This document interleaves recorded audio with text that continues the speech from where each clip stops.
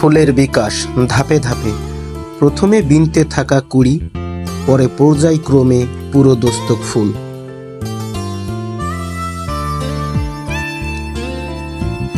রঙের বৈচিত্র্য আর মনকাড়া রূপের কারণে পুষ্পপ্রেমীদের সবচাইতে প্রিয় ফুল গোলাপ।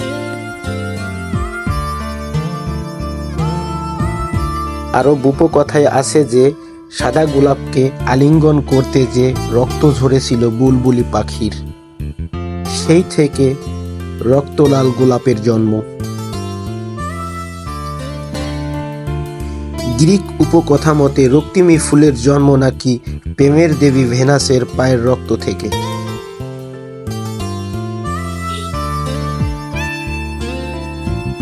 গোলাপের রঙের বৈচিত্র্য অনেক, সাদা গোলাপ, হলুদ, বেগুনি, এমনকি কালো গোলাপও আছে। রং, রূপ আর গন্ধে গোলাপ জয় করেছে সবার হৃদয়। ফুলের রাজ্যে তাই তো পেয়েছে রানীর আসন।